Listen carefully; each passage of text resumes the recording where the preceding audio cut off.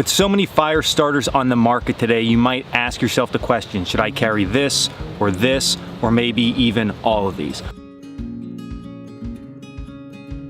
But before you make that decision, ask yourself the question, why are you carrying the fire starter to begin with? So to make our decision a little bit easier of why to carry one or multiple fire starters, we need to ask the question, why? Why are we carrying a fire starter? If you're going car camping and you're going to just get a campfire going for pure recreation, maybe to cook a hot dog, have a few drinks with friends, and tell some stories, that may vastly differ than if you're going to carry a fire starter into the backcountry of Idaho on a hunt where you're alone and you need that fire to not only cook your food but boil your water and keep you warm at night. Likewise, you might just have a mindset of preparedness. It might be late fall and you decide to go on a trail run. You're going to be in the backcountry 5, 6, 7, even 10 miles away from your vehicle, and you just want to be prepared in case something happens and you have to spend the night. You have the ability to affect fire.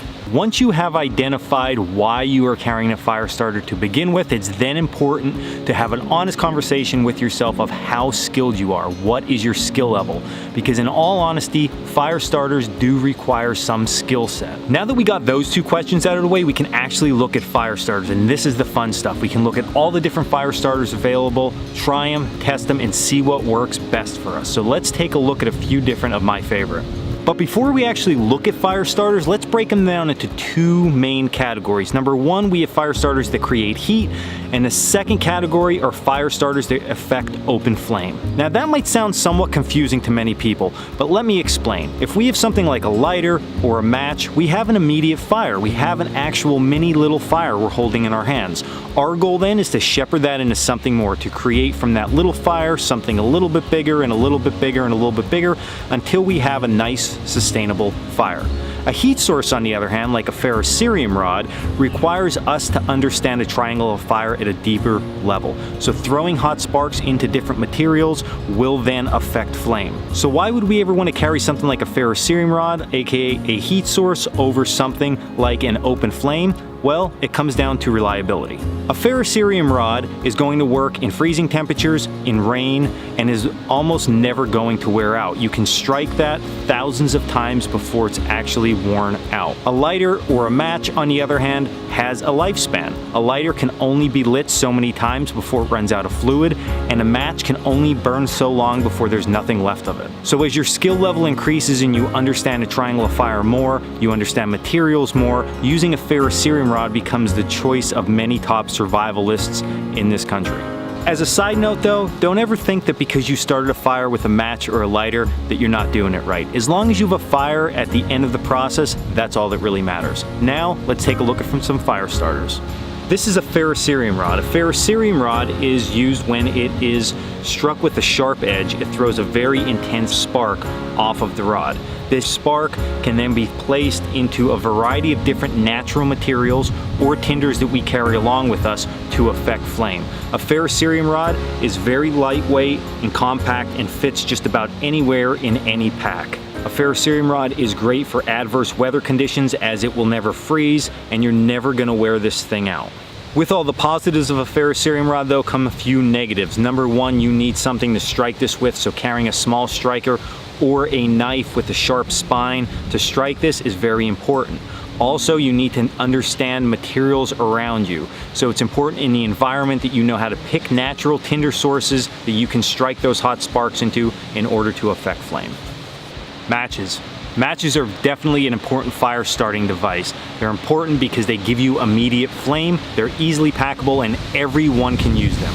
Now with that strike of a match, you have immediate flame, and if you choose something like a stormproof match, even in adverse weather, you will still have your open flame source. The downfall with matches though is the limited burn time. Once it's ignited, you only have so long until this flame burns out, and if you carry a pack of matches or a container of matches like this, you only have so many. So unlike a ferrocerium rod, this is limited quantity. Lastly, we have the lighter. Probably the go-to for most people is a lighter because it's easy and it's simple. It has a nice long burn time. The only downfall with a lighter that you need to be aware of is it can run out of fluid, it can crack, and it can also freeze or get wet and become disabled. So with just that quick rundown of those fire starting devices, you can start to draw some conclusions of how skilled are you, why are you carrying it, and what seems to fit you best. What are you most comfortable with? Once you decide that, you can begin to build your fire starting kit. So let's take the 3 examples that we talked about at the beginning of the video and see how do we create a fire kit for each one of those situations. In the situation of going camping recreationally, pulling your car up to a local state park, getting out and setting up a campfire for fun, taking a lighter is probably going to be your best choice.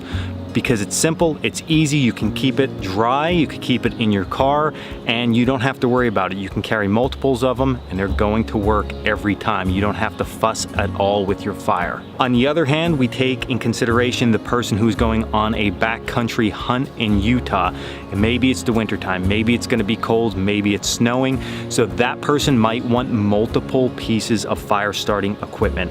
Now in an emergency situation, that person might just wanna light their lighter, start up some tinder, and get that fire going. There's nothing wrong with that. It's important to affect that fire quickly and efficiently. But if that lighter goes dead, what do they have to fall back on? So carrying a lighter, maybe some matches, and a ferrocerium rod might be the best choice. And then lastly, we look at the trail runner who's going out in late fall. They don't have a lot of room. They don't want to carry a lot of extra equipment. They're doing it just to be a little bit better prepared. So carrying some storm matches in their belt pouch with a little bit of food and water that they have is going to be the best bet. They could stow it away and forget about it until they may need it. So just remember, before any outdoor adventure, ask yourself, why do you need a fire starter and how skilled are you with each one of those fire starters? And that will really direct you in the direction that you need to choose the right fire starting kit. Again, don't be afraid to carry multiple fire starters. If you have the availability to do that, I highly recommend carry multiple things. You never know what kind of situation you're going to get into. So this was Dan Wolak, UCO Ambassador. Stay in the woods.